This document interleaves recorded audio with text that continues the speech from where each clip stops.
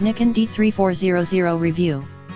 The D3400 is the latest in a line of Nikon entry-level DSLRs that adheres to a no-frills template, one that prioritizes small size, lightweight, and a simple design, all the while maintaining the benefits of an interchangeable lens system.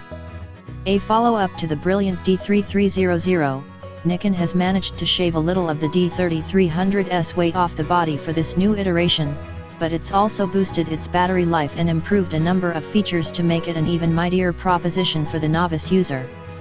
Buy Nikon D3400 at Amazon for $396.95. It's also launched the camera alongside a redesigned kit lens, one that sports a retractable inner barrel and a more streamlined design that eschews the focusing and vibration reduction switches we're used to seeing. But, after so many warmly received models and a raft of fine competitors in both DSLR and mirrorless categories, does the D3400 have enough going for it to make it worth the beginner's attention?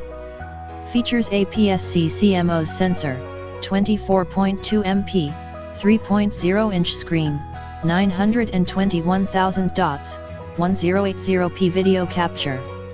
The Nikon D3400 sports an APS-C sized sensor, as is the case with every entry-level DSLR, with its 24.2 MP pixel count very respectable. Certainly we wouldn't expect this to be any higher at this level, and this is heightened by the lack of an optical low-pass filter, which should help it to capture better detail than would otherwise be the case. This works over a reasonably wide sensitivity range of ISO 100-25,600, which represents a one-stop expansion over the native ISO 12,800 range of its D3300 predecessor. Once again it's paired with Nikon's XP4 processing engine, which, among other things, allows for 5 FPS burst shooting and full HD video recording up to an impressive 60p.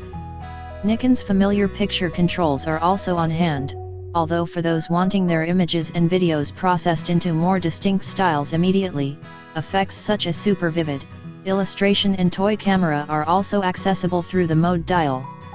The camera's 11-point AF system features a single cross-type point in the center of its array, with a maximum sensitivity down to -1 eV. You can set the system to focus continuously on a subject, including with Nikon's 3D tracking technology, and the camera can also continue to autofocus in live view and when recording videos. Manual focus is also possible, selectable through the menu and performed with a ring at the very front of the camera's kit lens. Not that they're not bettered elsewhere, but the specs of both the viewfinder and LCD are in keeping with what we expect at this level. The viewfinder is based on a pentamirror construction and shows approximately 95% of the scene, while the LCD measures 3in in size and has a respectable resolution of 921K dots. Wi-Fi hasn't been included inside the body, although wireless image transmission is still possible through the Snap Bridge feature. First incorporated inside the D500, this uses always-on Bluetooth Low Energy to deliver images straight to smart devices, either as they are captured or afterwards.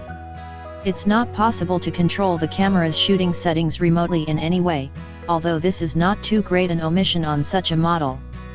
To help the first-time user understand their camera better, Nikon has once again implemented its guide mode feature.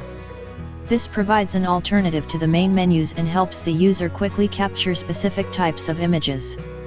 There's also the familiar button that can be called upon to explain camera functions. Nikon though has made a few omissions from the D3300.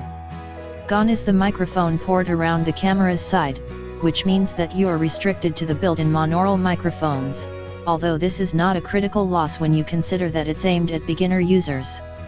The flash has become weaker too, its guide number dropping from GN12M at ISO 100 to just 7M here.